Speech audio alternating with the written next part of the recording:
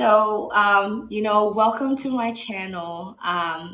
Today we're speaking with Geoffrey Mak'Ouma, right?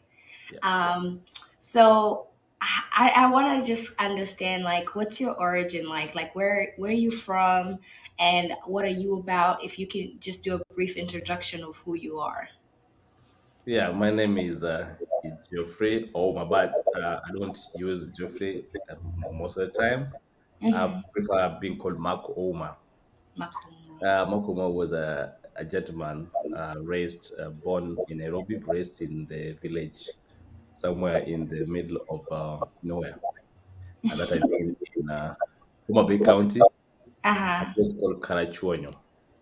Karachuonyo. Yes, I grew up mostly in Karachuonyo.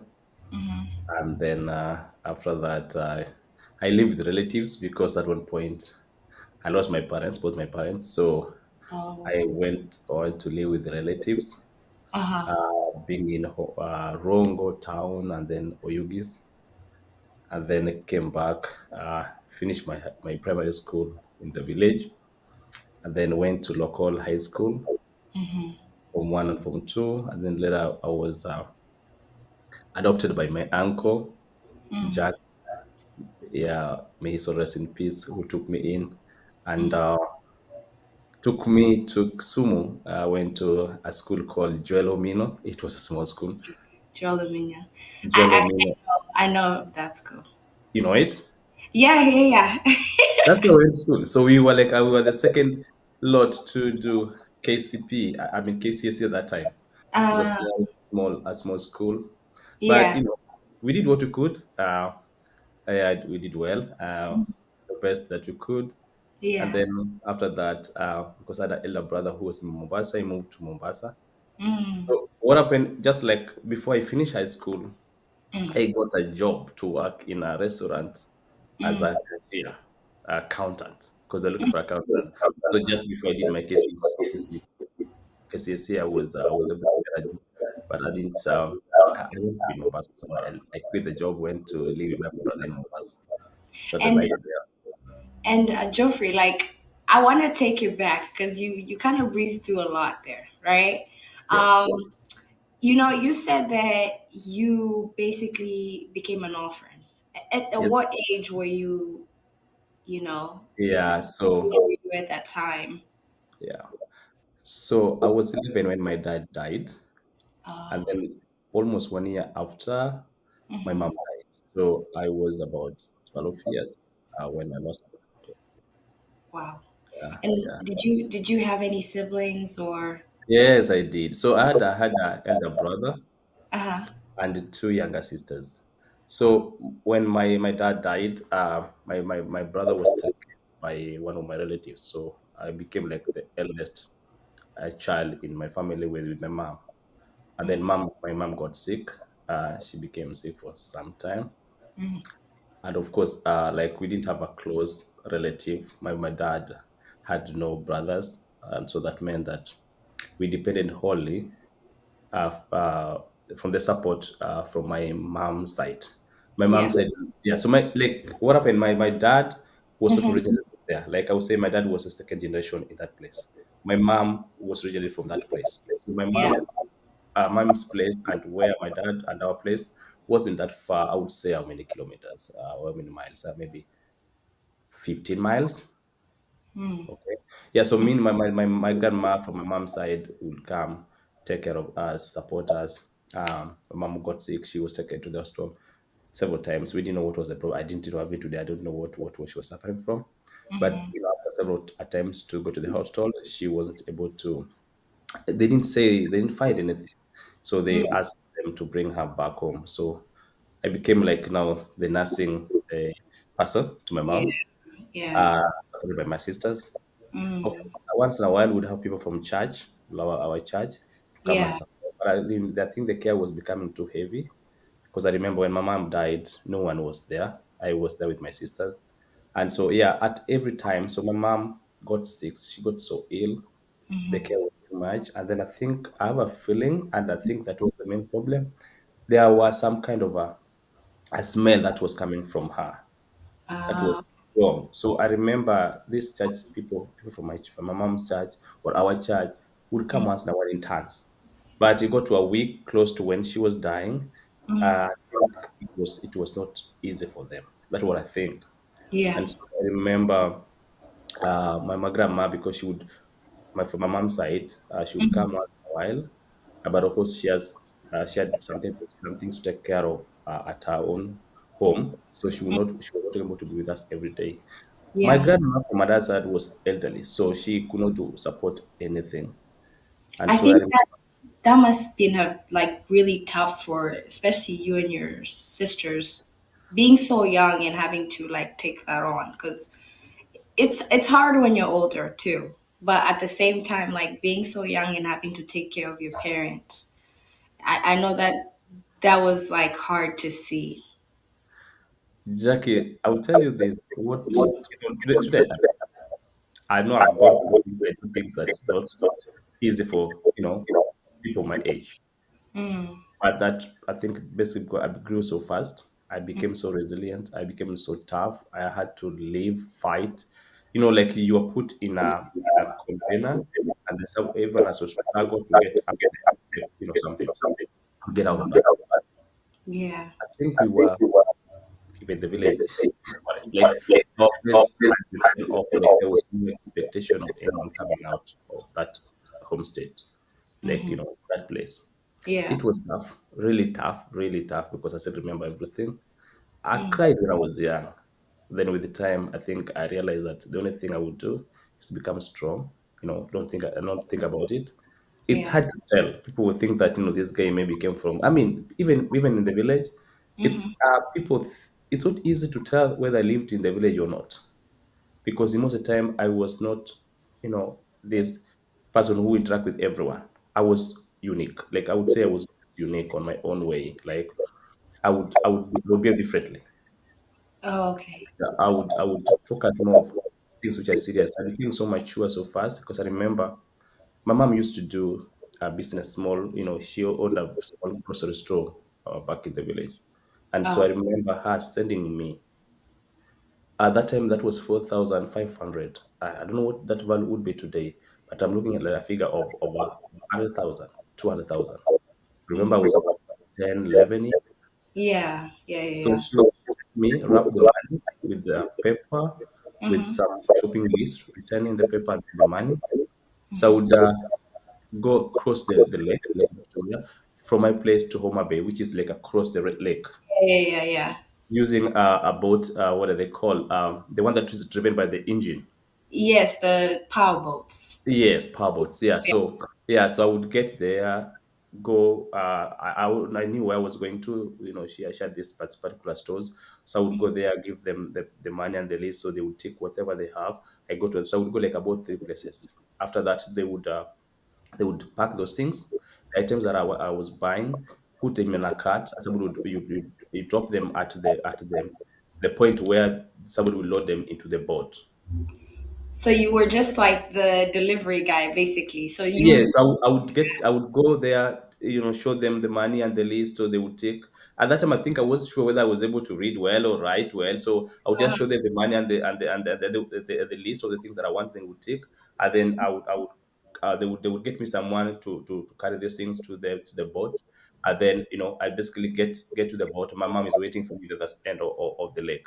and Yeah, was so that yeah, was that her way just to kind of show like, hey, I trust you, or like she wanted to kind of teach you the business? So what was the mindset? Because to be honest, like my parents, if they gave me that kind of money when I was little, it was yeah, not gonna make it there. I would buy some kangumu or something on the way. yes. I don't know, but because by that time I had an elder brother, but my elder brother was laid back. He was soft-spoken guy. He wasn't as active as I am. I think so. And then Uh-huh. I would take risks. I would take the responsibility where there's need for me to take responsibility. I think she trusted me. I don't know, but I think there was something that she would trust that I would go do that, come back, and make sure that everything is intact.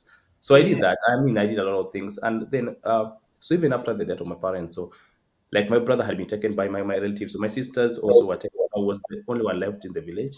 I was taking care of my mom's business at that time. So I remained in the village. I proceeded to go still do business, right? you know. And so going to school, but not as much, but doing more business until the stock, I didn't have money to buy more stock. And Uh-huh. so the next thing I did was to get firewood. If you understand, you get a tree, fell this tree down, break it, make it dry so that you can go sell it. Um, Yes. yes, it's the local people. That's I did that. And then I also went to buy sugar cane, the cane, right? So you go slash it, cut it to pieces, and sell them. Some of the things I did, and then I think the last one I did was went to the fishing. So I had a friend who were a classmate. We dropped out of school. They were older than me, and then he asked me, "Can we go try this?" So we went to the other side of the lake, to some island where we were doing fishing. Basically, that's what we were doing. Wake up in the morning. Actually, so we'll wake up in the morning, but not in the late morning. So we'll go fishing overnight. We come back in the morning and then prepare everything. I mean, get to sleep by about 10. Take breakfast, get to sleep 10. Wake up about 2, take lunch, and then go back to sleep again. At 4 again, we're going to fish. So it was a routine. And so I remember I was like the youngest there, so I would not row the boat like, you have to do it like this, right? Yeah, yeah, yeah. Me, my work was being left. When they go fishing, what they do, somebody remains with the rope on the shore. So they go round, and then they will go like this, and then somewhere. So for me, because that rope has to, somebody needs to remain with it here. So they will go round and then go somewhere. Then other people will come here to help me now pull it out, and that's how they used to do fishing. So my Ah, work was basically remain with the rope. It was risky because the hippos were also there. It was night, all kind of things. But that's what we had to do. So I did that for some time. About, like, I remember. So my mom died, I think, in June. My mom died in June. I stayed home for 3 months. So I went there. I did fishing for another 3 months. And so yeah. So what I would do, I think, I remember I was paid 8 shillings, 10 shillings.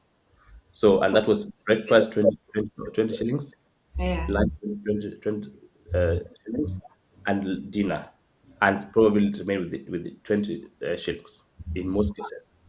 Okay. Then they would give me some dry fish, and then I would dry them and then take to my mom, my grandma from my dad's side, because she was old, so she didn't care much. So I would take care of her by bringing the fish, and after I would do that, I think every week I would go back to her every week so that I can support, give fish, and support buying one, two, three things. So I did that until one day I remember, because this island was, I had to pass through my grandma from my side to be able to go to the island. And so one day I was coming from the area, from the fishing area, and then I was coming. I had a bag in my hand. Yeah. I basically I met my grandma from my mom's side, Ah. and then she asked me. I was in a uniform, short uniform, okay, because I didn't have my clothes, so that is what, like, the main clothes I had. And then she asked me what I was carrying and all that, and then she promised she would come to my grandma, my dad's side. So she came the next day. She asked me if I would go back to school. The good thing is, in that place, people were smoking, were drinking. I never drank. I never did anything. I was sure. I Like you were focused. stayed longer, maybe, but I'm thank God, because that I never smoke. I've never smoked even today. So what was the like transition like? Because now you, from living there in the village, how did you say, okay, I'm a leave and I'm gonna go to Mombasa and stay there with your brother. Yeah, so all these things were happening when I was still in class 6. So my mom died when I was class 6. So when my grandma found me, I was supposed to be sitting for exam to move to class 7. So I never did that exam. I never went to school that term. Yeah. And so what she did was to talk to my uncle, another uncle, who took me in, and I went to school in class 7 without doing class 6, finishing class 6. And so I went to Ronga, I remember, then I went to Ugis, and then after that, they brought me back to my grandma, and I did PA until class 8 in village. And then I went to local high school. And then after high school, after that, and I went from 3 from 4 in Jolomino. Got a job, worked there for some time, and then I went to my brother. So that's how the transition was. Oh, So I I went see. to Mombasa after high school. Yeah. Yes. And so in Mombasa, you were working there, right? In Mombasa with your brother, you said like you were serving in the restaurants. No, I was serving the restaurant in Kisumu before I moved. Oh, before you moved. So what did Yes. you do in Mombasa? Mombasa did all kind of things. So I remember my first job was doing self promotion. Was we were selling something by the Unilever. I think it's Omo or some kind of laundry liquids or those detergents. It was Hmm. just what we're doing. Basically, that we're doing, but it was too much because I remember we would spend money in the matatu, then not getting no money. So the next thing I did, I got into construction. My first job at construction, I had a lot of blisters in my palm, as I remember, because what we were digging the boreholes. And so somebody would dig and then you pull it out. So my work would actually what was no it yeah it was not digging, it was fetching water down the well. So we would pull it out like this because Yeah, guys doing construction. So yeah, they were huge guys who were used to this. So for me, my first job was to help pull that. I pulled that, by the end of the day, I had blisters here. So I did construction for, I remember my first suit I ever bought. I bought it after working at the construction. yeah. I worked for 6 months doing Uh-huh. that, and then I remember after 6 months, I wanted to do something academic.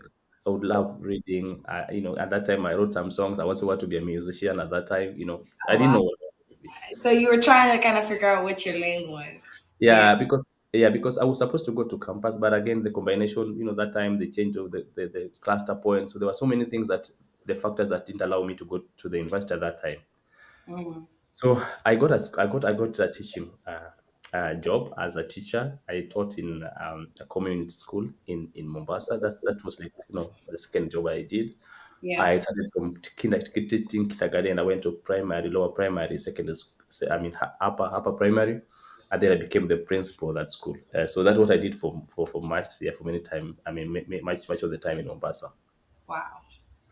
Yeah, then I went back to school after so many years.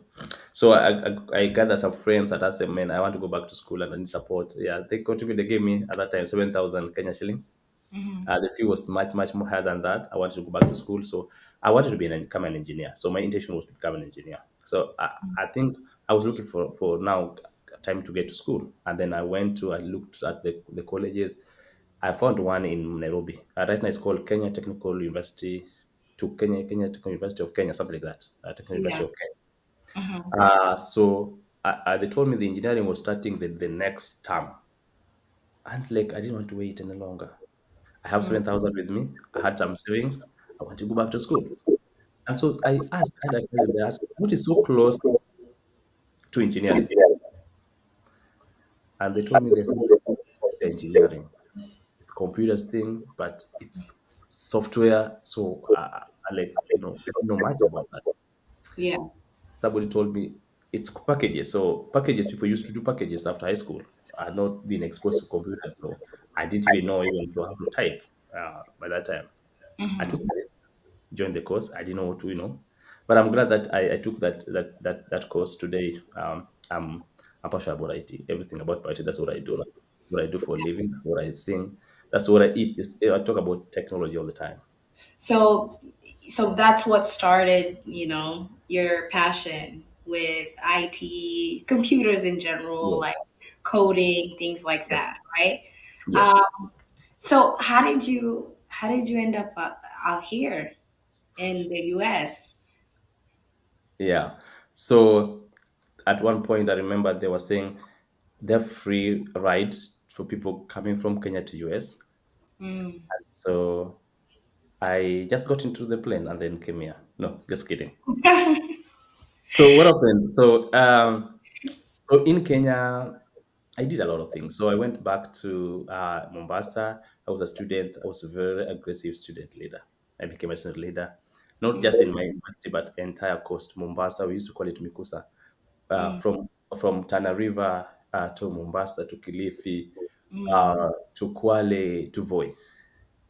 So those who remember me, I was a very strong student leader at that time.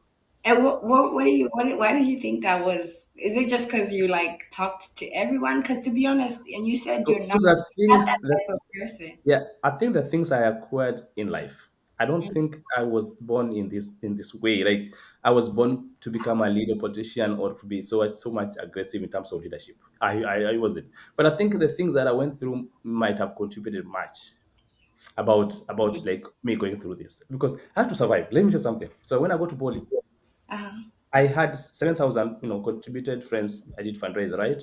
I had my savings. The fee was about 18,000. I had to survive. I made a strategy. What did I do? I became a student leader immediately. So the first day in the line, people doing admission, I was already getting to know some few guys who were going to be in my class because I wanted to become a class representative. I knew that would come with a lot of some benefits. So yes, I became a class representative. The next day, they were looking for Mr. Polly. I used to call him Mr. Polly, modelers, those who are doing modeling. I Yeah. participated because I wanted to higher position. So yes, I did. It wasn't no intention to become Mr. Mr. Polly, but intention was to get know. So I ran again to become I think a secretary general or something. Of course, I didn't get it, but that influenced me, gave me a lot of influence. And to be honest with you, I never paid any extra school fee.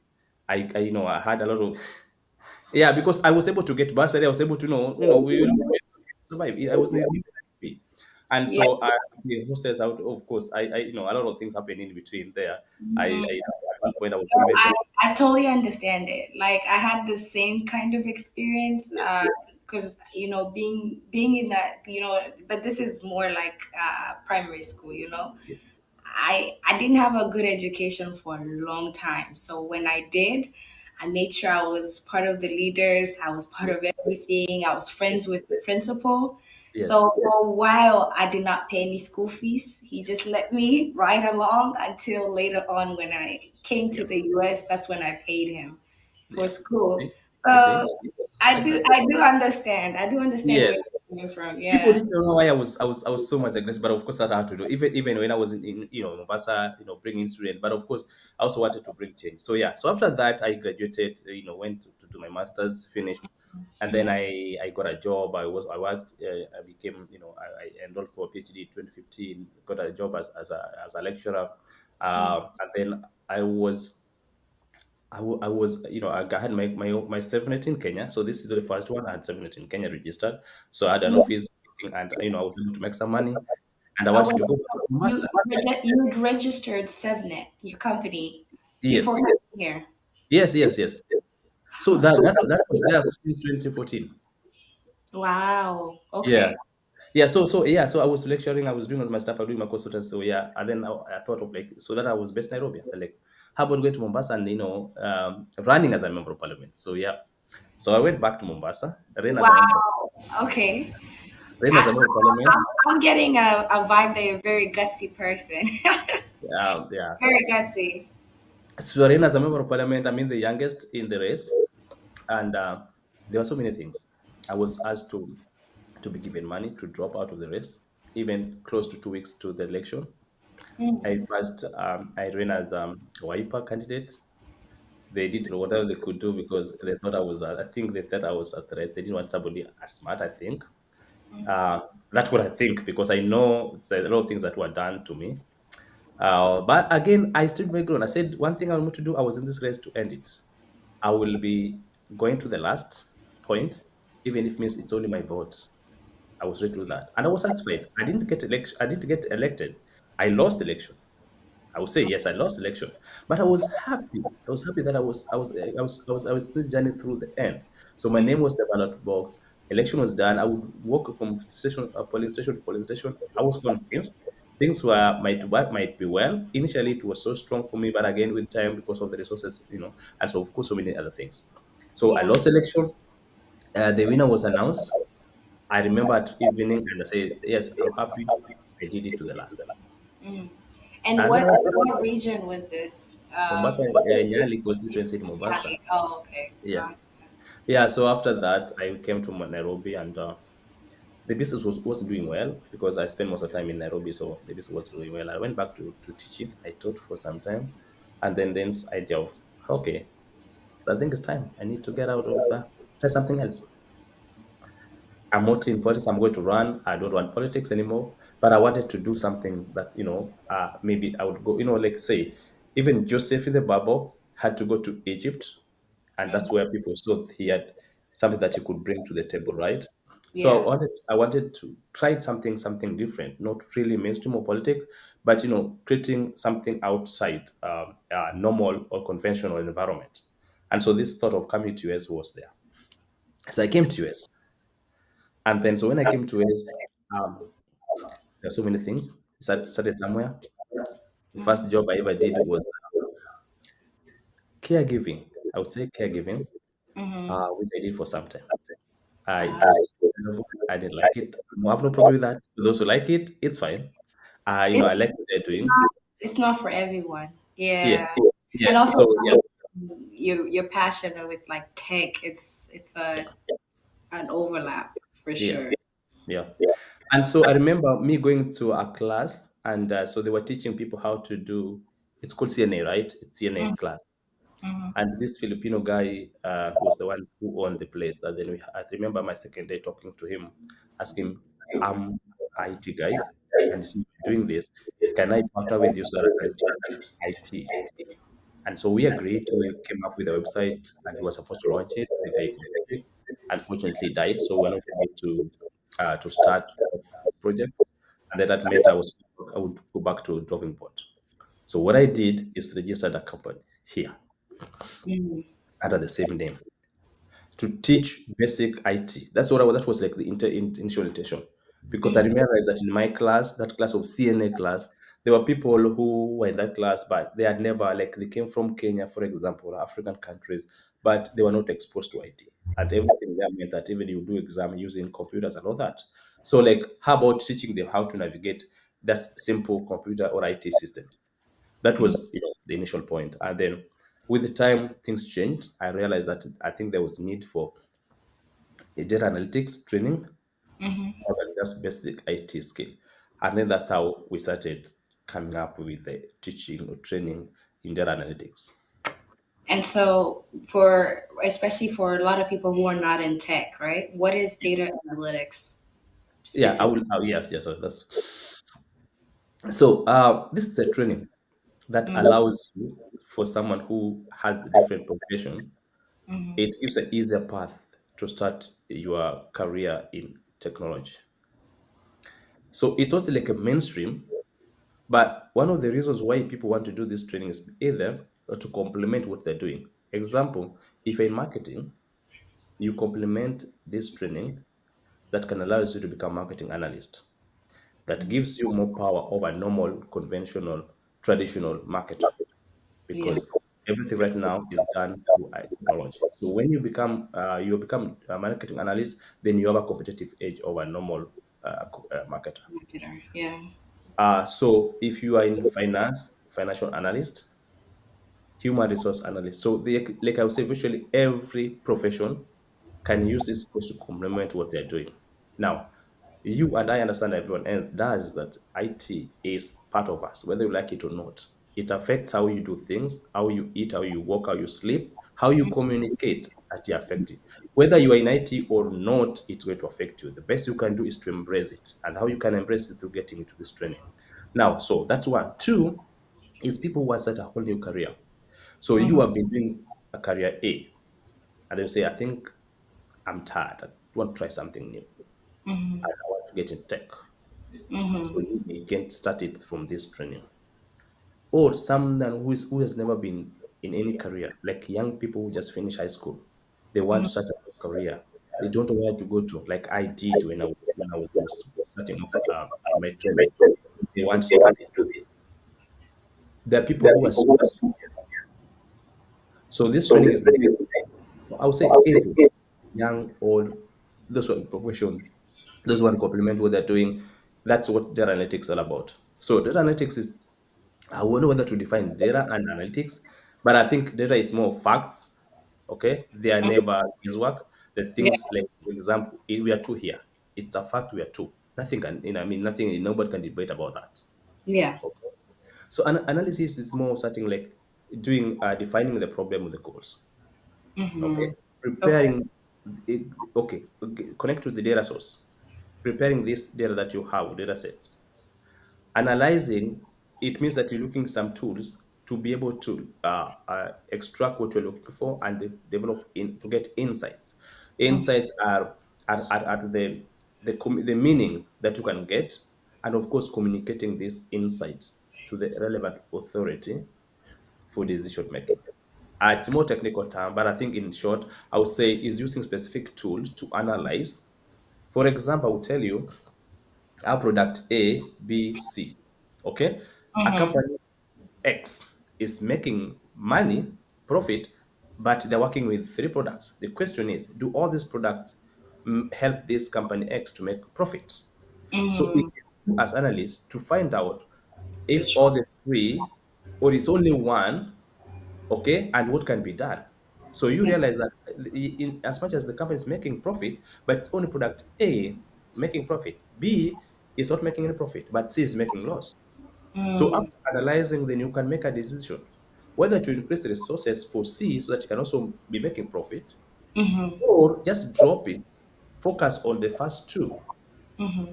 Okay, so that's Yeah, what I'm talking I think about. I lose money. Every Yeah. company right now needs to analyze. Data is a big thing for every company, and it worth billions and billions of shillings. Okay, so having the data and analyzing to understand that makes it easier for you, and that realize that some companies which were well known no longer exist. Okay, we used to have phone. I remember my first phone was Nokia. Nobody No, talks about it. So nobody. if that's what we're going to do, you're going to make sure that your company or the company that you're working for can prosper and make it to the next level. You have to analyze data, make use of them, and make decisions which are based on facts. Yeah, so that makes me think about things like Tesla, right?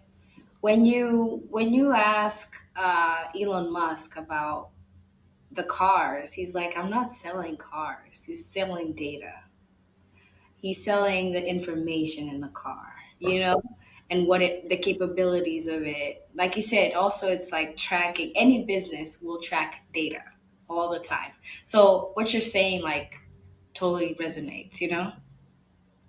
Yeah, I mean, talking about Elon Musk, everyone today, I'll tell you, like the top richest people in the world, they're from IT. That one, no doubt about that. And all of them, they value data. It's just that's nowhere you're going to make it to the top if you don't value it. Now, Tesla is a car. I mean, cars have existed since I was born or before I was born, Yeah, right? They have been there. yeah. What makes Tesla the unique one? Because they were able to listen to the fact that they needed to make use of data, right? Be able Hmm. to analyze, and so the Tesla can give you additional value over the other one. It can gives you sense and although send you real time information, right? It can it has more advantage over the other. So they did research, and they realized what can make this vehicle more appealing to the others, what makes it unique, and so they were able to listen to that, able to make use of that, and not just Tesla. Today, I will tell you WhatsApp, which is an application that everyone uses, right? Yeah, yeah, yeah. It was made by some guys. They never intended to make money out of it. They have never made money. They've never like made any profit. They sold it to Facebook, right?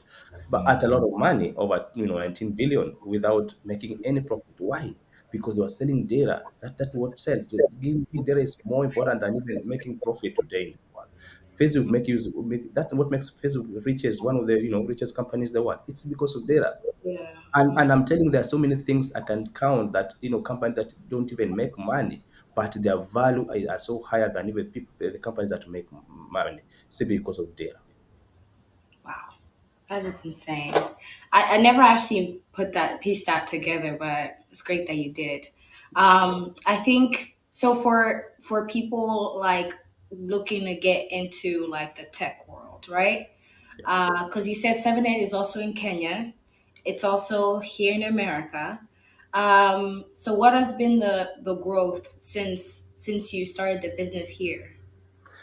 Yeah. So there was COVID at one point, so then nothing much happened. Almost like first 2 years, and Mm, so we started our class in Kenya. I mean, here in America. hmm. It was good, actually. So we are going to graduate. We've been waiting for some some things to open, which again we're opening right now. We're talking about having a program, which I'll maybe explain later, called Career Service Program. And so we started our class here Mm-hmm. with over about 15 students at Mm-hmm. the initial point. Mm-hmm. We had our first cohort, second cohort, then third cohort we did in Kenya. It's a class independently run. Everything is managed from here, but they have their own classes in the evening Kenyan time, which is morning here. So the teachers, some of them are we have the same teachers teaching both here and Kenya, but Mm-hmm. again, it's independent, and there was need. I realized there was need. There was need for Kenyans. Kenyans want to get in tech. People want to get in tech. Everyone want to be part of this. So the progress is good. We had second intake last week, and the number has doubled in Kenya. From more than the number of students that has doubled. Here we talk about we are in the fourth cohort, and of course, I would say the number is good. People appreciate it. People want to get in tech. So that we are happy that you're also helping people realize that let me say this in Swahili. Like they say, weka pepa zako chini ya mattress, because haitasaidika hapa, hautasaidika hapa, hakuna kitu inaweza tumika hapa. We are trying to demystify that theory. And I remember even me, I was told and I said, I want to mention me one person who ever tried and failed. No one was able to do that. I said, fine, no problem. So I'll be the first one to ever try. And if I fail, I'll learn something from it. That somebody coming Yeah. behind me can be able to use to make it to the next level. Okay. I'm happy that we're not failing, but we are seeing vertically people who believe that because you can be a Kenyan born in Nairobi, live in Karachuonyo, went to school in Jolomino and Gogo High School, went to school in Kenya Poly, went to school in Mount Kenya where I did my degree and my master's. You but still can be able to compete in this world. And So what do you say to people who like, because sometimes people have that limiting belief. It's like, okay, they don't want to take the risk. I know a lot of people come into this country, and the fear is immense because again, the culture shock, everything is new. I have to learn how to use the bus. I need to learn how to navigate this new life. So, what do you say to people like that? never fear. I didn't learn this from someone, but I think other things I'd faced a lot of things, big hurdles, right? So that really made me maybe extra, courageous. I take a lot of risk, and I'm telling everyone that do not stop, don't limit yourself. It is very possible to make it to this country despite your challenges, despite the background, because that's what we're doing. There's nothing unique about anyone who works for these companies. The Indians, they work for these companies. Kenyans, they come here, they're professional, they're making life for themselves what they want. But here, because somebody told you, they put some fear in you that you never understand. But I'm telling you, and that's what I'm telling my student every day. I want us in the next come. If I don't achieve it, then let's get it to the level that somebody coming after me can be able to achieve it. Can be We are able to. trying to make movement. I tell people that never fear. Your certificate in Kenya works well right here, as long as it's from a recognized university. Your experience is very much welcome, and it's worth here. Do not fear. If you are trained in this some profession, do not just put those things under the paper and under the bed and told you this is healthcare. I like healthcare. And I appreciate those who have the passion to be healthcare. But don't ask everyone that the only place they can be is healthcare, even if they don't want to be.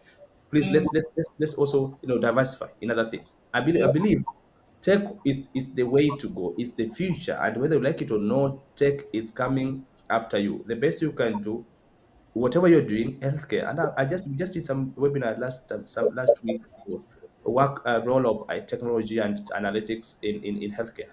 Healthcare, you can be healthcare, but if you don't want to be healthcare in nursing part of healthcare, you can be analyst in pharmacy, you can be analyst as a distributor, you can be analyst as inventory analyst, you can be marketing analyst. You can be like over 50 roles that you can be able to do with this training while still in healthcare. And so, this is the other thing, right? Because there's money in tech, right?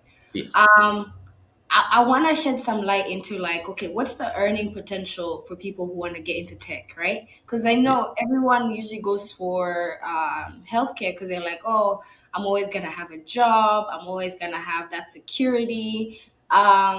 So when it comes to tech, how does that correlate? As far as like earning. Yeah.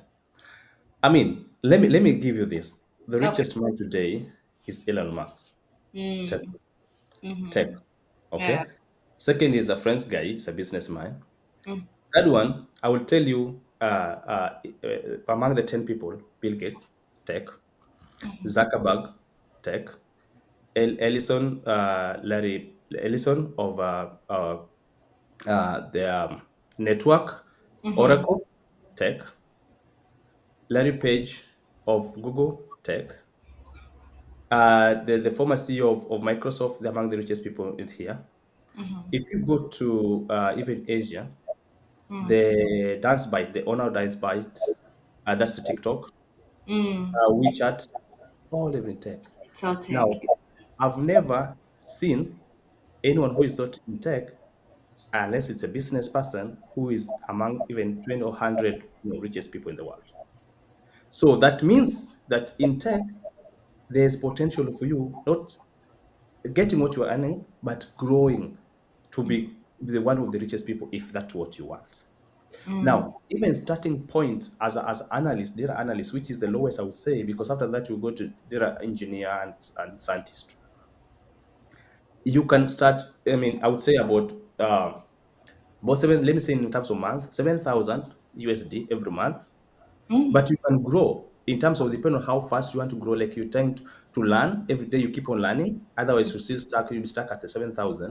But there's potential of getting even 4 times, 6 times of what you're earning in the next 2 years if you keep on learning. You get more skills. You become aggressive. You do a job well. Mm-hmm. Yeah. Yeah, that's amazing. And so, as far as the training, so what kind of services do you offer to those people who are looking to do that? And then, if people are like in Kenya right now and they want to get started with your program and actually, start training to be a data analyst, what are the requirements? Yeah. So just before I say answer that, so I need you to understand that our training we offer two types of training: analytics, data analytics, and Mm-hmm. of course data science. So that one is for people already in the tech. They want to be, they want either progress to another level, right? So the starting point, you don't have to be in IT, you don't have to be passionate about IT, but again, you want to use IT, take advantage of IT or tech, then you get to a data analytics. Now, this allows you to have a less burnout job, are more flexible. You're not limited to just one state, one area, one region. You can work for any company in the world. Yeah. Okay. So it gives you less, and again, there's potential of growth. I'll tell you today. People talk about AI, which is artificial intelligence, and Yeah. they're asking whether artificial intelligence is going to replace them. The truth is, it will if you stop learning. So the question is, are you going to be part? Like I would say, if you talk about 10 people and five have to go, the question: are you going to be a part, five among the five people who are going, or among the five people who are going to remain? Right Mm. now, so the AI is coming, but it will create, it lose in the next 2 years. We're going to lose about 85,000 jobs because of AI, but 90,000 will be created. Number one among this one, according to World Economic Forum, is analytics, data science, machine learning, AI. Okay, Mm. Yeah. so it gives a more flexible working environment, less burnout. You can and you have potential to grow. Now, for you to get to the training, the most important thing is having high school education. So Okay. as long as you're in high school, you have a degree, you have a master's, you have a PhD, you can get to this stage because of obvious reasons that I just talked about. Why you are getting to this journey.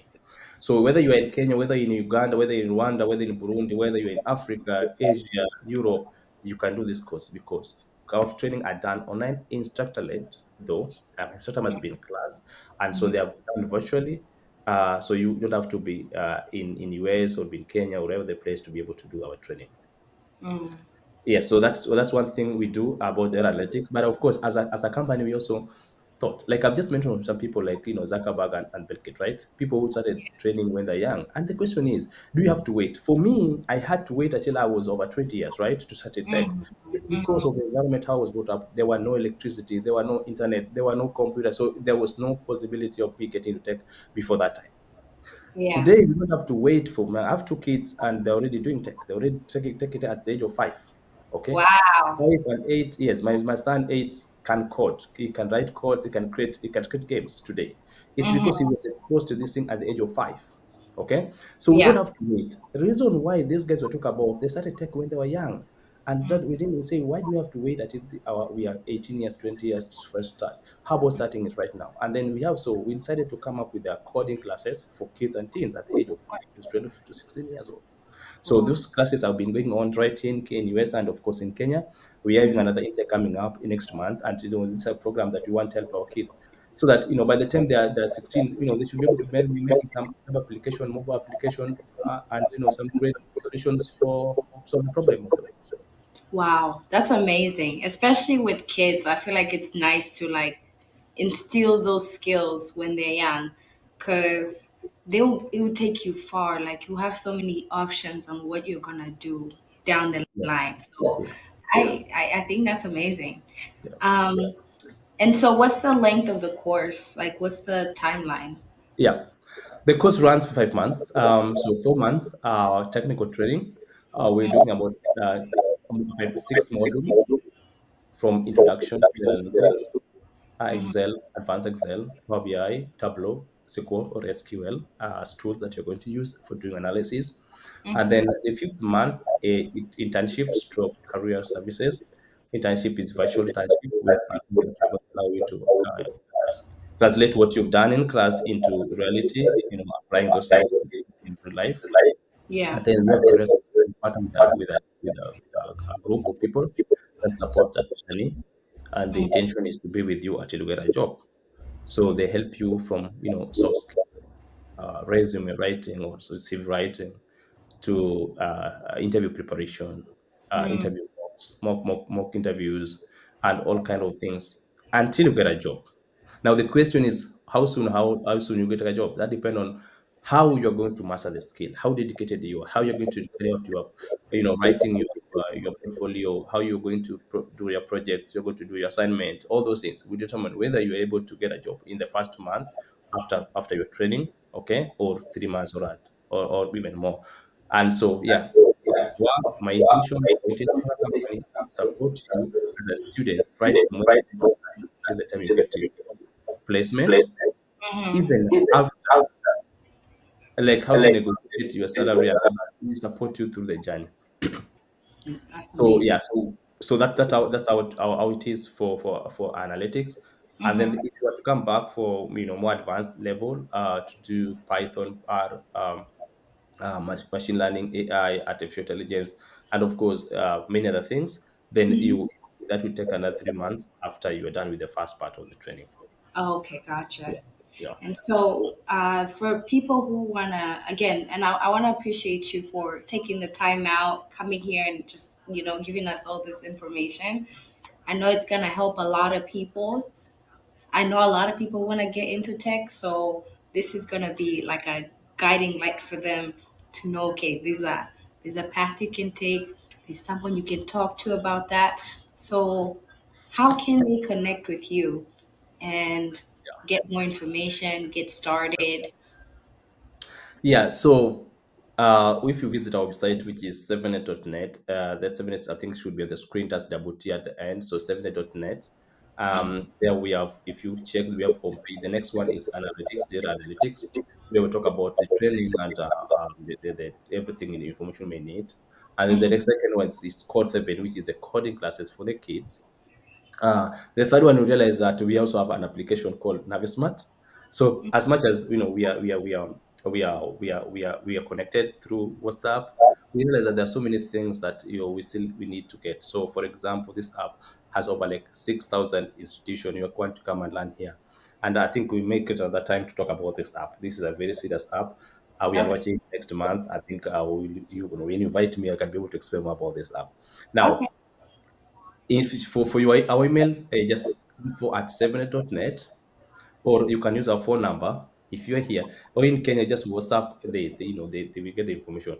+1 425 766 4431. I repeat, +1 425 766 4431. You can always WhatsApp us, Oh, write at the email info@7net. Visit our website, we'll be more than happy to have you, support you, work with you, mentor you until you realize you achieve your dream. We have students who just finish high school, and I'm telling you this. Let me make this very clear again. Uh-huh. If you just finish high school and you're wondering what to do, and I'm telling you, the only way you can do is to get is this training.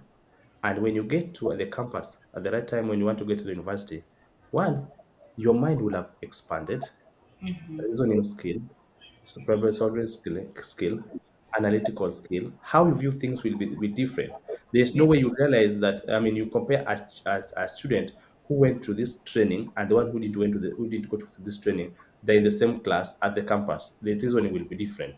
Now Mm, we try to help these guys so that by the time they're in the first year, second year, they don't have to wait. And this is the traditional way. Our kids, they go through high school, finish, go to through the campus universities, finish, and then they come back with a certificate. Tell you, mom, I'm looking for a job. They end up looking for a job for 3 years. and they can't find it. Yeah, Yeah. a number That's of them. I know a lot. I know Yes, some who literally burned their yeah, diploma yes. because they couldn't do anything with it. Yeah, so we are supporting the students so that by the time they're in second year, first year, they should be able to start doing something online, making use of their skill, developing their skill, so that they don't have to wait until they are done with the high school. Start looking for, I mean, campus to start looking for a job. They can start earning right from high school. You can Yeah. work while in Kenya for an American company with a skill, for US, UK company. You can work for any company when you are. Most important thing is make sure that you master the skill, and we'll support you. We'll help you make sure we get you the connections. We have a good friend of ours working for Bill. He said he has mentored a lot of people from Kenya, and they can be able to support you get through Mastercard, through Best, through Boeing. We try to support our people so that you finish high school and you are still in the campus. You can be able to get something to start you off. Mm, wow. Thank you so much, Geoffrey. And again, we're definitely going to have you back here. You've dropped a lot of wisdom, a lot of great nuggets, and I'm just looking forward to see how many people we can help with this. Yeah, more than it's a pleasure. It was pleasure meeting you, and I'm happy to have shared my story. I hope Thank somebody will be inspired. I hope somebody will be motivated to get to this training, and of course, make life a better place. We believe in service to humanity. We'll support you. And again, the most important thing is that don't fear whether you have money or not. Come talk to us. We'll support you. We'll see how much we can help you. Because I remember, to take you you. back to high school, I was given opportunity to go to school. I did have school fee. At one point, I remember my head teacher giving me serious stroke of cane, caning me like hell to go back home. Yeah, he did that. But somebody brought me back. I remember one of my cousins. He was a local chief.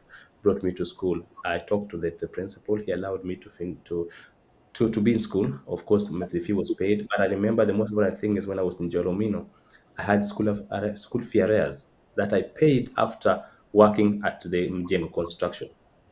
Okay, Mm, so I paid my school fee 6 months after I was done.